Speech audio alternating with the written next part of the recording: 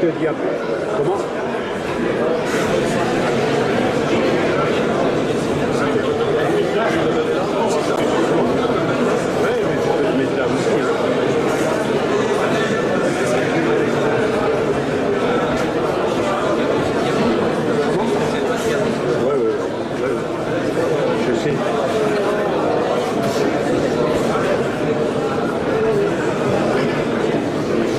Il y a encore quelques places là. Si on a mis des chaises, c'est qu'il y a une certaine durée avec une projection, donc voilà, asseyez-vous, s'il vous plaît. Non, c'est un peu moins d'1 heure, mais autant être assis confortablement.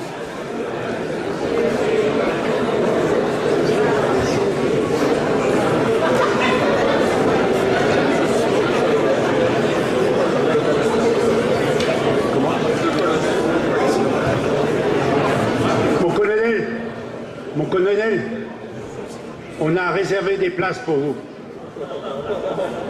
Plusieurs places. Où il est le commandant de gendarmerie? Il est là, il est assis, c'est bien.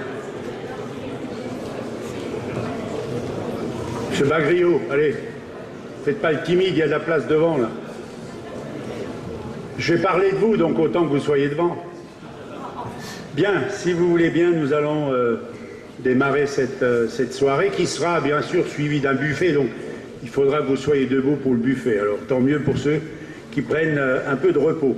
Je voudrais saluer d'abord Monsieur le sous-préfet, Christophe Duverne, Monsieur le maire de Sarrebourg, Monsieur le député, Madame la sénatrice doit nous rejoindre,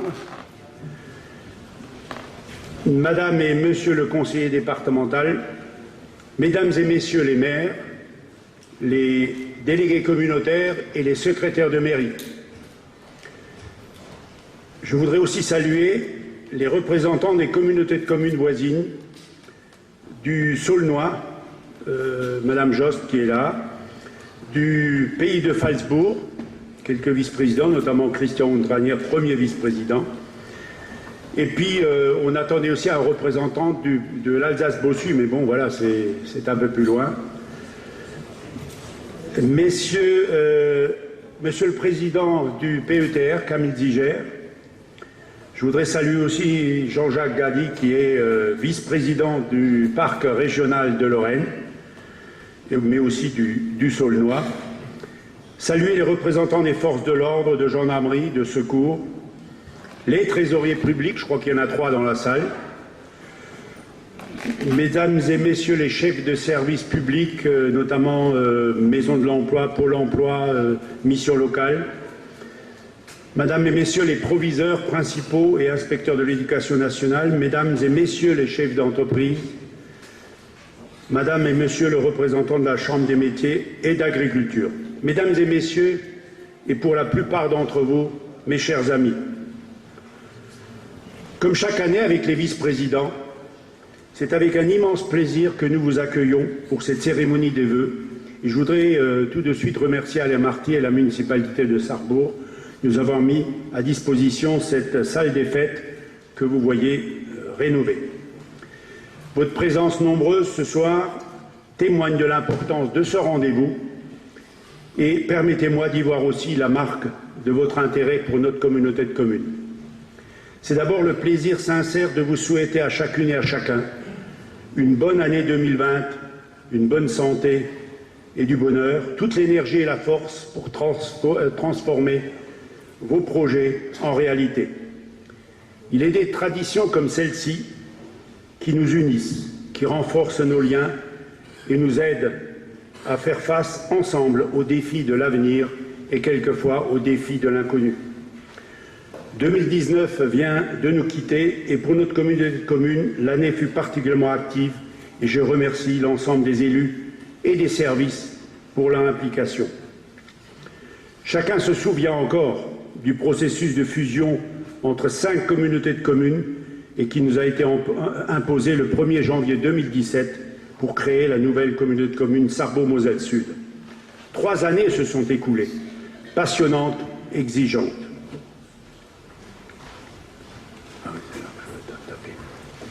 Ça marchait tout à l'heure, mais bon. C'est bon. c'est peut-être un peu loin, mais c'est un espace de collaboration de 76 communes, près de 47 000 habitants, une instance de décision composée de 107 délégués, un espace qui s'étend sur 832 km², dont la moitié est couverte de forêts. Il nous a fallu beaucoup d'énergie et de résilience. Bien sûr, une grande part de résignation pour nous organiser, pour mettre en place l'instance de gouvernance, pour l'affectation du personnel, pour l'harmonisation des compétences, pour l'harmonisation de la fiscalité. Et je crois que nous avons été efficaces. Mais ces questions d'organisation, si complexes soient-elles, et croyez-moi, elles l'étaient, en fait, n'étaient qu'un préalable, qu'une mise en bouche.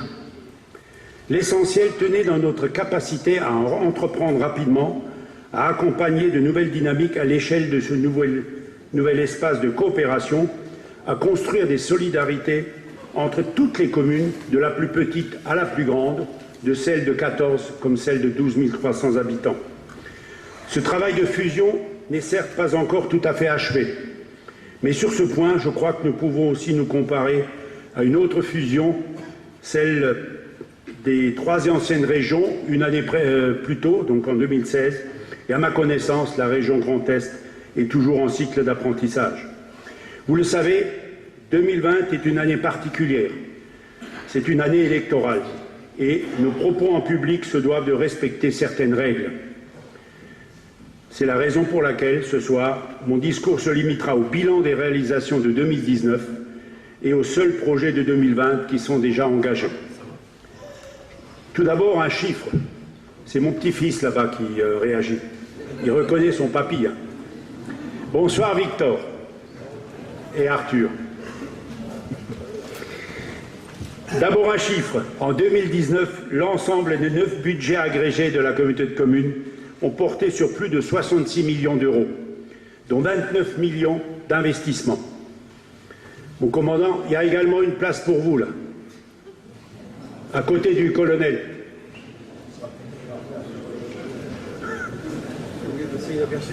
Il voulait passer inaperçu, mais bon, voilà. Ou alors il voulait se faire remarquer, voilà. Vous pouvez l'applaudir, allez, on y va. Bravo.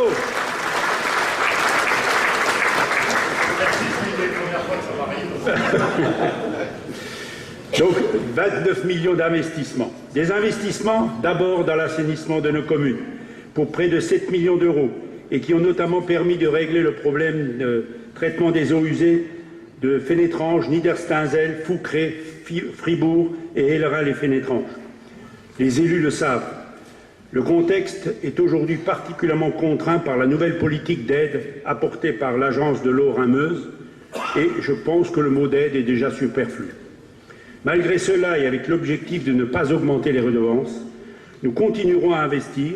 En 2020, 4 nouvelles communes seront concernées, Schneckenbusch, Hesse, Ermelange et Hémin. Et d'ici 2023, d'ici 3 ans, l'ensemble de nos communes devrait être assaini, ce qui est sans doute un exemple et une exemplarité par rapport à d'autres territoires. En 2019, nous avons également mené des travaux d'aménagement d'un pôle d'échange multimodal pour les réseaux de transport par train, bus ou vélo en gare de Sarrebourg et qui va être très prochainement enrichi par un service d'autopartage. Le déploiement du très haut débit suit également son cours. En 2019, la fibre Internet est arrivée dans 17 nouvelles communes desservies par les nœuds de raccordement implantés à Desselin et à Réchicourt, avec 3000 prises individuelles. Depuis 2017, 10 400 prises ont déjà été installées. En fin 2020, le chantier devrait toucher à sa fin, avec la desserte des communes desservies par les plaques de Harberg et de Bedborn, et puis surtout la plaque Sarrebourg, Redinbulle et Saratroff, le tout pour 15 600 prises supplémentaires. Au final, ce déploiement d'environ 25 000 prises Internet devrait coûter 10 400 000 € à la communauté de communes, sous forme de participation au syndicat mixte Moselle Fibre créé par le département de la Moselle. Mais dans la foulée, il nous faudra aussi assurer la reprise et la mise en conformité du réseau initial de l'ancienne communauté de communes des Deux-Sarres, avec 4 200 prises au total, afin que l'accès et les services offerts par la fibre soient identiques sur l'ensemble du territoire. Mais aujourd'hui, et probablement plus encore demain, la communication numérique dominera les échanges dans tous les domaines. Et la mise en place du très haut débit est un enjeu majeur, comme sans doute ce fut le cas au début du XIXe siècle pour l'arrivée du chemin de fer ou encore de l'électricité au début du XXe. Toujours en 2019, nous avons aussi finalisé la réalisation de 2 pistes cyclables entre Herzin et Hesse sur 8 km et entre Mousset et Lagarde sur 3 km. Bien entendu, la compétence économique fait chaque année l'objet de nouveaux travaux d'aménagement pour maintenir notre capacité à accueillir de nouvelles activités. 2 850 000 € ont été investis dans nos zones en attendant l'ouverture fin 2020 de la seconde tranche de 8 hectares de la zone Artissar à Sarrebourg. Mais bien entendu, dans ce chapitre, 2019 aura été une année à marquer d'une belle étoile, avec l'arrivée et l'inauguration, surtout le 22 novembre 2019, du pôle logistique et du siège de Norma France, un magnifique complexe qui emploie 180 personnes, une belle opération pour tout le pays de Sarrebourg. Encore merci à vous, Madame la Directrice Générale, Madame Auerswald, pour avoir choisi Sarrebourg, et tous nos vœux de réussite vous accompagnent en ce début d'année. Vous avez pu mesurer par vous-même, vous et vos collaborateurs, le rôle déterminant de notre communauté de communes dans l'accompagnement de votre projet d'entreprise, parce que l'intercommunalité est le niveau pertinent, la bonne proximité pour traiter le développement économique. Et dans ce contexte, il nous paraissait judicieux, dans la suite de la fusion, de mesurer notre réel potentiel économique, sa stabilité, sa viabilité et notre positionnement au sein de la grande région. L'analyse a été réalisée sur ces 20 dernières années par la région en 2018, au titre du programme régional des territoires pilotes sur lequel nous étions sélectionnés. Et l'étude fait apparaître une situation contrastée du territoire de Sarrebourg-Moselle Sud. Une nette érosion du secteur d'activité productrice concurrentielle, c'est-à-dire l'industrie. La grande récession économique, en fait, entamée en 2000, a été brutalement ressentie localement. Et il est vrai que le bassin d'emploi du sud mosellan a traversé une mauvaise passe. Et chacun se rappelle notamment encore de la fermeture de Bata en 2001. C'était un drame social et humain pour tout le territoire. Heureusement, dans la même période, dans les 20 dernières années, nous pouvons constater une forte hausse du nombre d'emplois créés dans ce qu'on appelle la sphère résidentielle, c'est-à-dire les emplois créés par une tendance des populations locales à consommer localement. Cela s'appelle l'effet local et qui représente aujourd'hui près de 30% des emplois du territoire, principalement bien sûr dans le commerce, les services et l'immobilier. Et il est vrai que nous connaissons un taux d'évasion commerciale très faible. En fait, la mobilité accrue des ménages aujourd'hui est un nouvel atout pour le milieu rural. Beaucoup de citadins préfèrent aujourd'hui habiter en milieu rural, à condition de toute façon, bien entendu, que vous ayez des infrastructures de transport en rapport avec leurs besoins. Ainsi, chaque jour, 5400 habitants de notre territoire, 5400 habitants, se déplacent par la route ou par le train, lorsqu'ils circulent, à Metz, Nancy et, pour plus de la moitié, à Strasbourg. Pour y travailler, on appelle cela des pendulaires ou des navetteurs. Les touristes aussi sont des navetteurs, mais temporaires, et dont le nombre s'est considérablement accru depuis 2010 avec l'implantation de Center Park. Bien entendu, l'effet inverse existe aussi.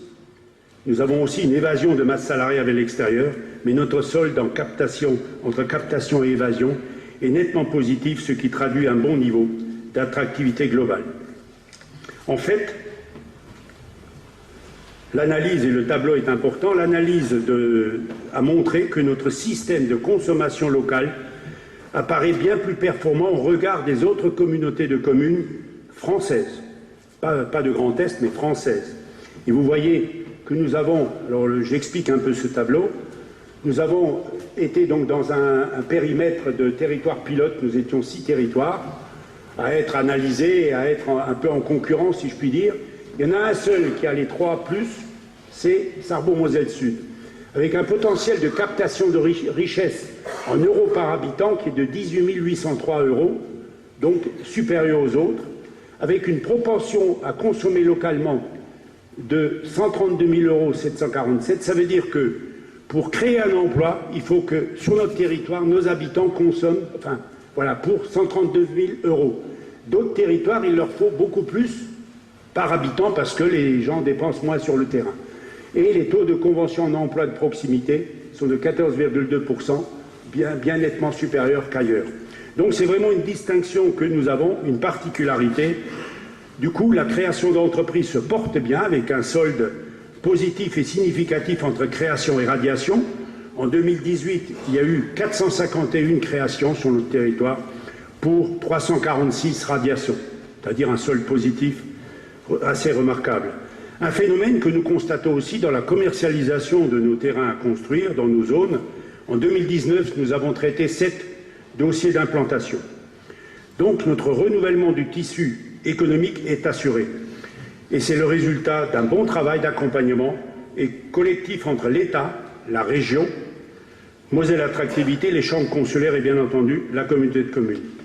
Un travail qui nous permet aujourd'hui de maintenir un taux de chômage relativement faible, 6,3%, c'est le plus bas taux de Lorraine.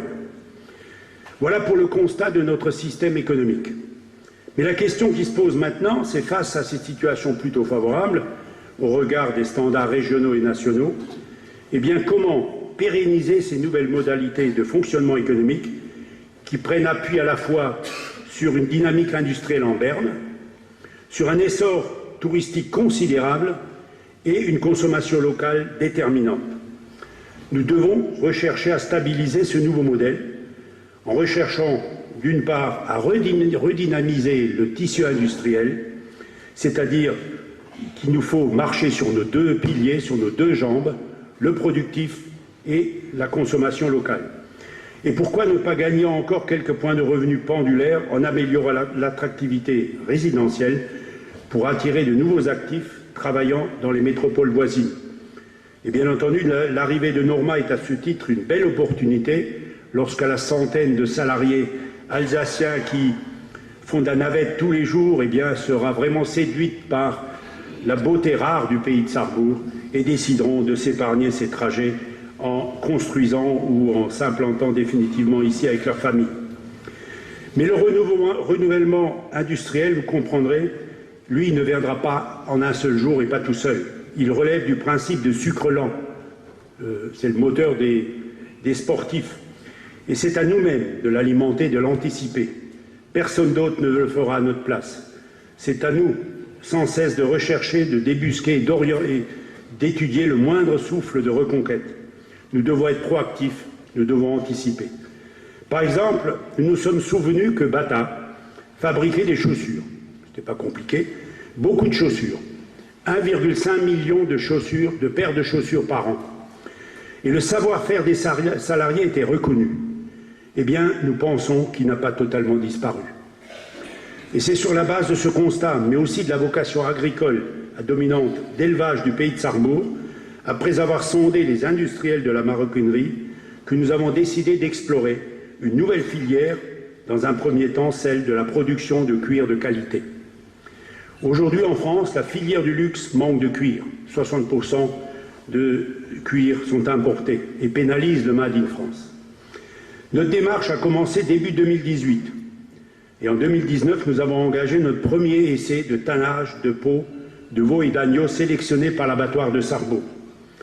La traçabilité de notre cuir éco-responsable est aujourd'hui acquise et notre marque est déposée à l'INPI.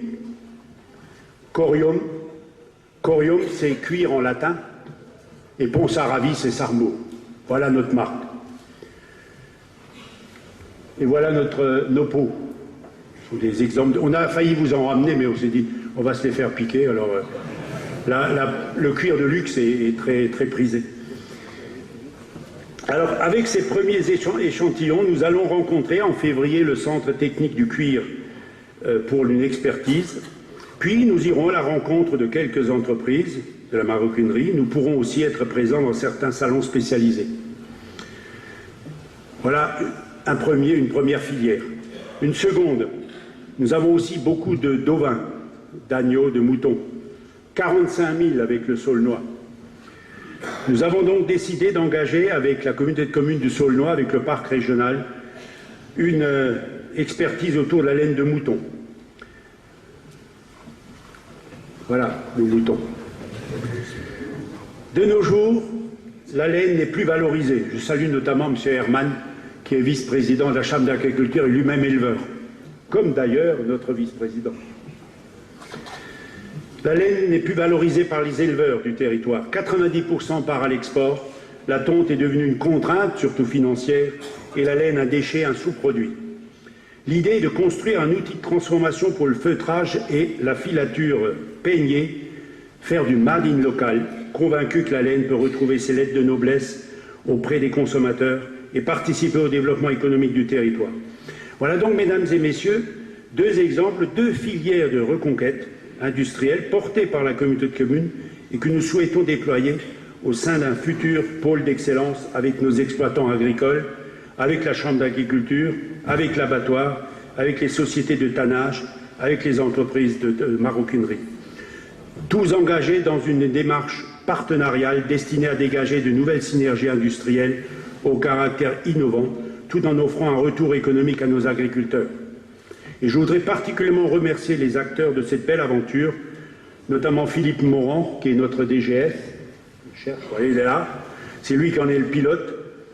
Il a un frère qui est exploitant en Bretagne, mais en Normandie. Mais il connaît le veau. Marie-Rose Appel, vice-présidente et elle-même donc éleveur. Caroline Jungers, qui est notre bureau d'études. Jean-François Hein et Gilles Becker de l'abattoir. Et donc Stéphane Herman. Et je n'oublie pas, bien entendu, nos soutiens financiers dans cette aventure, la Banque des territoires, le dispositif national territoire d'industrie animé par la région. Merci pour votre engagement à tous. Mais voyez-vous, cette reconquête industrielle ne peut réussir que si elle est accompagnée de moyens de formation, parce qu'il en faudra, qui prennent en compte la diversité des besoins locaux. La formation est un levier essentiel de la redynamisation des territoires, et notamment pour accompagner la transformation des métiers et des compétences. Offrir une réponse efficiente et de proximité aux besoins des salariés et des entreprises, voilà l'enjeu auquel nous travaillons actuellement. Et d'ici quelques semaines, nous devrions être fixés sur l'ouverture à Sarrebourg d'une maison des compétences par le CNAM, donc le Conservatoire national des arts et métiers. Ce pôle d'enseignement d'une capacité d'environ 150 élèves permettra d'offrir un nouveau cursus à vocation professionnelle, aussi bien d'enseignement supérieur que de formation permanente tout au long de la vie des salariés du territoire. Il accompagnera la transformation des compétences et des métiers en donnant à chacun les clés pour devenir acteur de son parcours professionnel, mais aussi fournir des solutions adaptées aux enjeux économiques et sociaux de notre bassin d'emploi. Vous comprenez que ce pôle d'enseignement est vital pour assurer le renouveau productif, pour renforcer l'attractivité industrielle, mais tout autant pour le développement de nos entreprises actuelles. Nous devons les aider, les accompagner avec la région, avec Moselle Attractivité, pour les faire croître et prospérer, et pour que certaines d'entre elles, pourquoi pas, puissent franchir ce qu'on appelle dans le jargon économique le plafond de verre. Nous devons les accompagner vers les nouveaux modèles de production, vers le concept d'usine intelligente qui tire parti des technologies de l'Internet des objets. Nous avons besoin ici de PME plus fortes et plus innovantes. Et à ce titre, je rappelle que nous sommes, avec Metz Métropole et Florange, les seuls territoires labellisés écologie industrielle et territoriale de Moselle, c'est-à-dire en capacité de développer des synergies industrielles pour inciter nos entreprises à repenser leur modèle économique et réduire leur impact environnemental et parvenir ainsi à remettre l'homme au cœur du système. Les bénéfices économiques et sociaux et environnementaux de l'EIT constituent des enjeux forts pour notre territoire. Et c'est dans le cadre de cette action de développement durable que nous organisons le 31 janvier prochain à 14h30 à Cinessart. Je reviens en arrière. Nous organisons un événement sous forme d'une grande conférence ouverte à tous les acteurs économiques du sud mosellan, voire au-delà. Le thème abordé, ressources, énergie, climat, quelles perspectives pour mon entreprise. La séance sera animée par 3 intervenants de renom. Corinne Lepage, avocate et ancienne ministre de l'Environnement sous Jacques Chirac. Nicolas Mélan, expert économie, énergie et transport. Et Julien Bueb, docteur en sciences économiques, chef de projet développement durable à France Stratégie.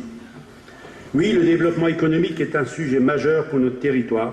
L'emploi doit rester notre premier défi et ce ne sont ni les collectivités ni la puissance publique qui créent l'emploi, ce sont bien les entreprises.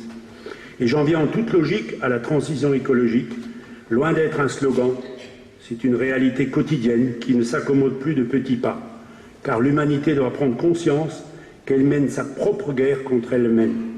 Notre objectif est de prendre une part toujours plus active, et vous le savez, dans l'évolution de nos modes de développement, de notre rapport collectif à l'énergie et aux ressources naturelles, à la consommation, à la mobilité, au logement et aux loisirs. Améliorer la qualité de l'eau de nos rivières, de nos nombreux étangs, bien gérer nos déchets, reconquérir la biodiversité, promouvoir les énergies renouvelables et la sobriété énergétique, réduire les gaz à effet de serre. Voilà les grands sujets, les grands enjeux qui sont inscrits dans notre agenda, dans notre ADN. Car c'est au sein des territoires que nous devons et que nous pouvons être efficaces. Il faut savoir que seul un tiers des Français croient à l'État pour apporter des solutions. Au fait, savez-vous que la communauté de communes de Sarrebourg-Moselle-Sud est de loin le territoire rural le mieux équipé en bornes de recharge pour les voitures électriques en Lorraine? En écologie, il y a deux conceptions, deux consciences. D'un côté, celle de Donald Trump, pour qui le dérèglement climatique n'est pas un problème, alors que l'Australie est en feu depuis 3 mois et que plus de 8 millions d'hectares de forêt ont déjà disparu, c'est le double de la Belgique. Et puis de l'autre, il y a la conscience de la jeunesse, celle des générations futures, malheureusement celles qui auront à en payer le prix. Pour ma part, vous l'aurez compris, j'ai choisi la seconde conscience. Et la preuve de notre implication, c'est l'obtention de nombreux labels nationaux et internationaux. Alors nous ne sommes pas des chasseurs de labels, mais néanmoins nous sommes territoire énergie positive pour la croissance verte. Cap Synergie est un label international pour les collectivités. Et nous aurons prochainement l'occasion d'aller récupérer notre label à Bordeaux. Où c'est qu'il est, voilà. C'est Bruno qui va chercher le label à Bordeaux. Nous sommes aussi territoire écologie industrielle et territoriale, territoire d'industrie, territoire pilote d'expérimentation pour le Grand Est. Nous sommes espace info-énergie, espace énergie-habitat. Nous sommes depuis très peu vélo et le territoire. Et puis, nous allons rentrer dans un nouveau domaine, celui du projet alimentaire et territorial. Et à ce titre, 2019 fut vraiment une bonne année pour l'écologie de notre territoire, avec l'engagement de nouveaux partenariats et de nouvelles actions concrètes prévues notamment avec le contrat territorial eau et climat signé avec l'agence de l'eau Rhin-Meuse et qui prévoit une série de mesures planifiées sur 4 ans sur l'assainissement, l'entretien des rivières, des étangs, des trames vertes et bleues, des forêts et qui porte sur un montant d'aide de la part de l'agence pour 7,7 millions sur un programme de 14 actions concrètes estimées globalement à 16,4 millions d'euros. Il faut le savoir, l'écologie a un coût. C'est le coût de la viabilité de notre planète. Nous devons être conscients que notre attractivité, notre capacité à attirer, à séduire de nouveaux habitants, de nouveaux touristes, de nouvelles entreprises est aussi tributaire de notre signature écologique globale. C'est devenu un marqueur fort de l'attractivité. En fait, les territoires qui gagnent sont surtout ceux qui présentent à la fois un potentiel d'emploi, un parc immobilier de qualité, une bonne offre de formation et de services, un cadre naturel remarquable et durable. C'est la stratégie que nous devons avoir pour inverser l'inexorable perte de population que nous connaissons. Et cette stratégie, nous l'avons déjà engagée. La transition écologique nous amène aussi naturellement à la transition énergétique, avec le processus de mise en place de notre plan climat, air et énergie territorial et la définition d'une première série d'actions en 2020 de lutte contre le dérèglement. Transition dans le domaine du logement aussi, avec une mission de caractérisation fine des 25 600 logements de notre territoire, menée en ce moment par la DREAL, la Direction régionale de l'environnement et du logement en Grand Est, dont l'objectif sera d'organiser sur la communauté de communes une opération de rénovation de grande ampleur dans le cadre d'une massification de travaux du parc bâti résidentiel ancien et en précarité énergétique. Un tiers de notre parc en logement est en précarité énergétique. 33%. Donc nous avons la chance d'avoir été choisis par l'ADREA, et d'ailleurs parmi 149 autres intercommunalités, nous avons été retenus pour ce test grandeur nature de caractérisation et qui servira de modèle à tous les autres. Offrir un parc immobilier de qualité est une condition nécessaire si nous voulons accueillir, Monsieur le Président du PETR, de nouveaux habitants, de nouvelles familles et respecter les prévisions du SCOT. Il est clair que si un territoire se développe mieux qu'un autre, c'est qu'il a compris les grands enjeux avant les autres, il a su anticiper. Et parmi ces enjeux, il y a aussi le patrimoine ancien. Nous avons la chance sur notre territoire d'avoir quelques beaux sites patrimoniaux. Ah oui, j'avais oublié. Le PETR, et nous en sommes fortement impliqués, a aussi posé sa candidature pour que le territoire soit reconnu réserve de biosphère par l'UNESCO. Oui, nous avons de beaux enjeux du patrimoine ancien. La faïencerie de Niedervillers, qui a marqué la grande histoire des arts de la table. De gros travaux y sont engagés, d'abord pour la démolition de 10 000 m² de bâtiments dégradés et depuis 2018 pour la restauration des 2 bâtiments datant du XVIIIe siècle qui entourent la cour d'honneur, le bâtiment principal que vous voyez sur la diapo et la conciergerie. Cette restauration se poursuivra encore en 2020. Le PFL assure le rôle, l'établissement public foncier lorrain assure le rôle de maître d'ouvrage et apporte à ce titre 80% des 4,8 millions d'euros de financement. Et dès à présent, nous travaillons sur le devenir du site. Réhabiliter le bâtiment est une chose, le faire vivre en est une autre, avec sans doute un espace muséographique, bien sûr sur la faïence, mais également le retour d'un atelier manufacturé. Et je salue, je crois que Denis Méry est parmi nous. Il est là. Voilà, il est là. Bonsoir. Expert dans le domaine de la céramique, qui a travaillé à Niedervillers et qui nous accompagne dans cette démarche. Autre site, la cristallerie de Harzwiller, construite en 1932 et fermée en 2004, un ensemble industriel en trop mauvais état pour être sauvé. La démolition et la dépollution ont été menées durant 2019, avec une fois de plus le précieux soutien de l'EPFL. Le terrain libéré pourra maintenant accueillir de nouvelles activités. Coût de la démolition, 2 millions d'euros, dont 100 000 à notre charge. Et puis, il y a Batavill. Batavill, un grand complexe industriel avec sa cité ouvrière construit en 1931, fermé en 2001, pour lequel, avec l'EPFL, nous sommes engagés dans une étude de revitalisation du site et qui devrait livrer ses premières conclusions le mois prochain, avec, nous l'espérons, la possibilité potentielle de nouvelles activités. Et puis, il y a le château de Fénétrange, dont l'origine remonte au XVIe et au XVIIIe siècle, un patrimoine reconnu comme un élément remarquable et rare en région Grand Est, et qui fait également l'objet d'une étude de restauration à finalité culturelle et touristique. Notre contribution à la conservation et à la valorisation du patrimoine, et qui a marqué l'histoire industrielle et culturelle de notre territoire, est essentielle. Préserver cet héritage, c'est aussi renforcer notre attractivité touristique. L'attractivité touristique, c'est une compétence qui s'est enrichie l'an passé avec la création d'une marque, d'une identité. Ah non, là, c'est pas bon. Voilà. D'une identité commune à tous les acteurs du tourisme. Pays de Sarrebourg, émotion nature.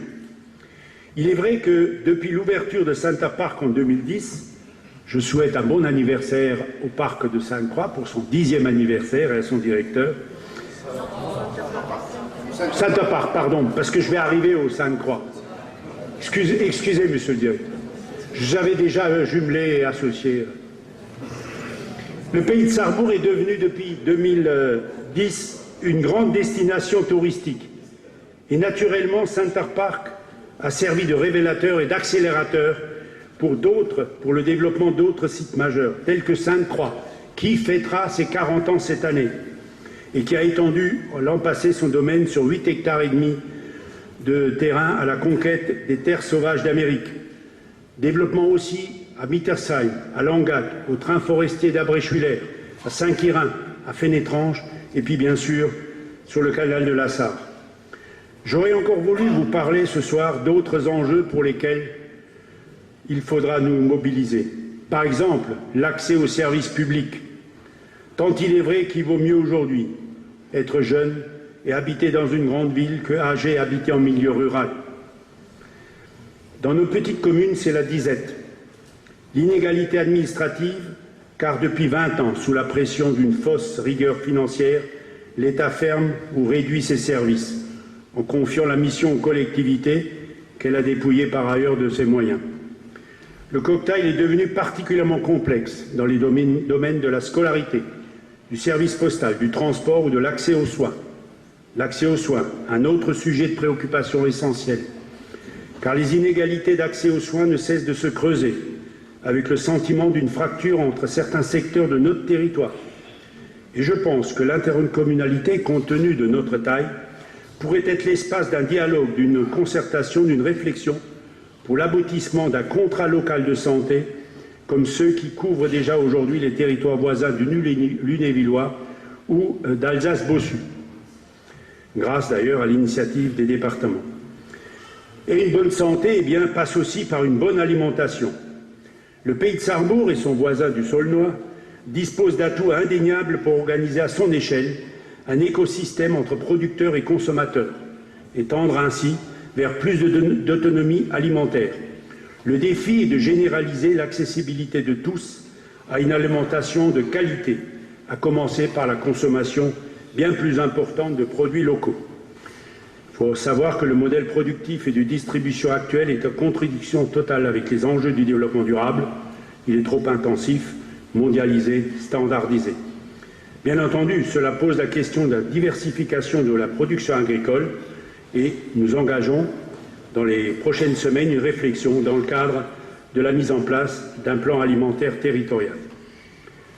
Comme vous le voyez, mesdames et messieurs, notre nouvelle communauté de communes, créée voilà seulement 3 ans, est au travail, au service de son territoire, un territoire qui a de vraies marges de manœuvre, de richesse, de croissance et de destin. Et aujourd'hui, notre jeune collectivité occupe tout à fait son rang au titre des intercommunalités qui comptent dans le Grand Est.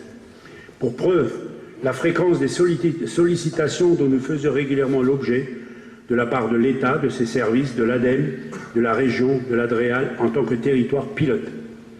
Oui, la CCSMS est surtout une intercommunalité de projet. J'ai toujours souhaité que les services auprès de la population soient assurés par les communes, garants de proximité et d'animation locale. Bien entendu, lorsqu'il s'agit de compétences lourdes, coûteuses ou complexes, comme la gestion des déchets, des eaux usées, des rivières, du transport, de l'habitat, du très haut débit, c'est au niveau du territoire qu'elles doivent être développées, avec une péréquation des moyens et des compétences. Cela permet aussi d'instaurer une équité de prix et surtout de qualité de service entre tous les habitants d'un même territoire. Pour ma part, je crois que le partage des tâches et des compétences que nous avons établi entre nos communes n'est pas de nature à fragiliser l'action des communes, mais à apporter une valeur ajoutée au territoire, notamment face à l'influence des grands pôles urbains.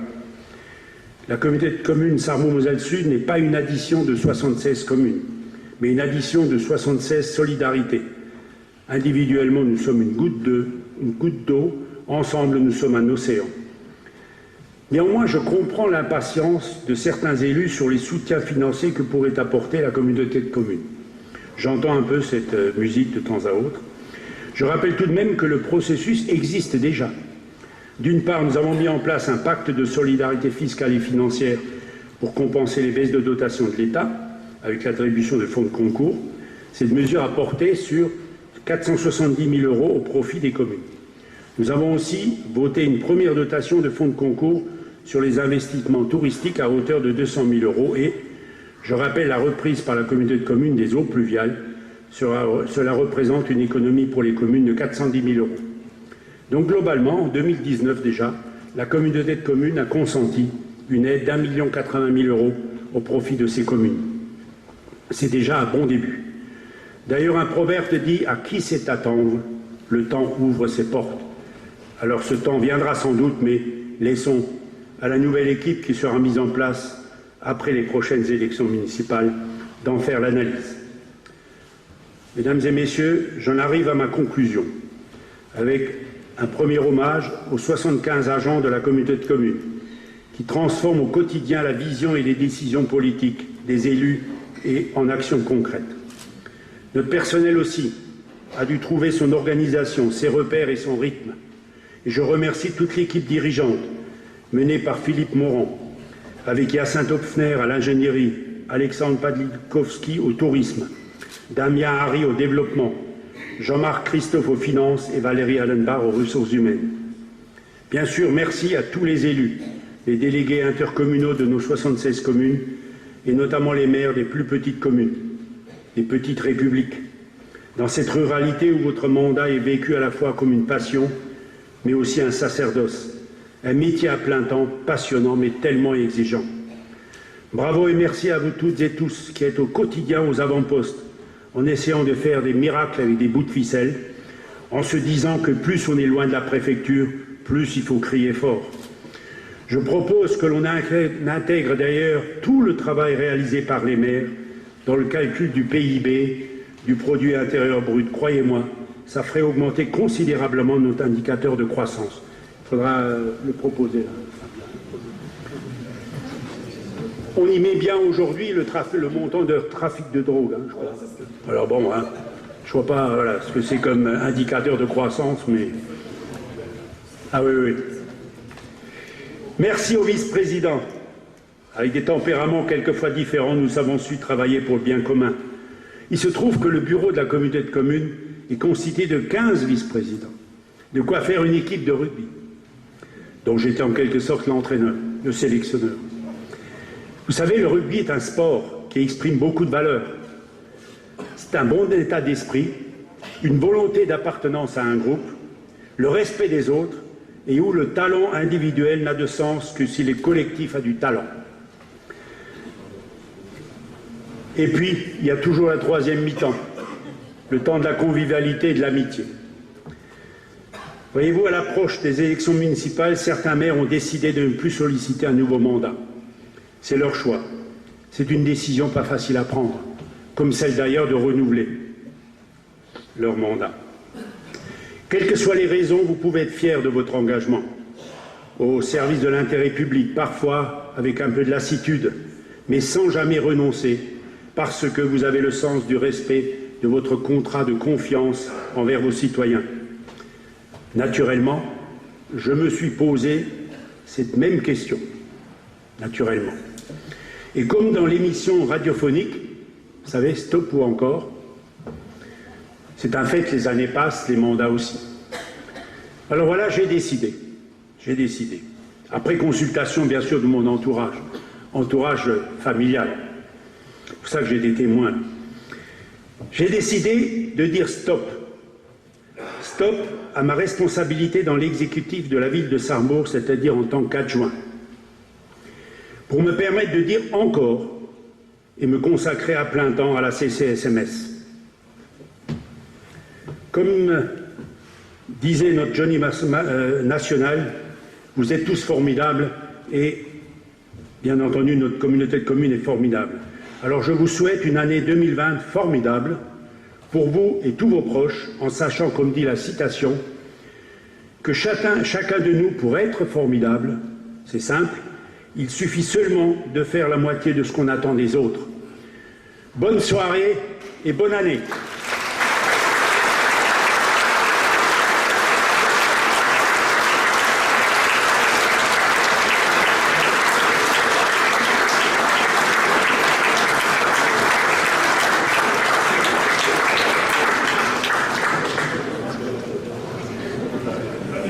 J'avais oublié.